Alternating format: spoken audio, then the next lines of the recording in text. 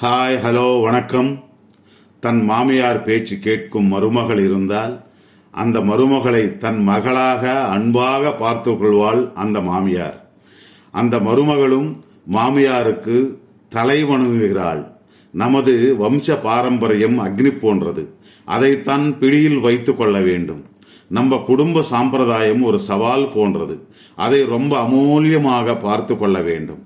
நம்ம குலதெய்வம் பூஜை ரொம்ப முக்கியமானது.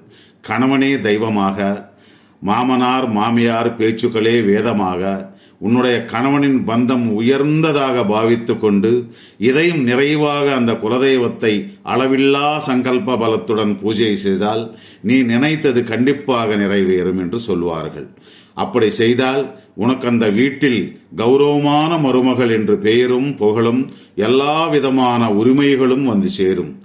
தெரிந்து கொள் மகளே.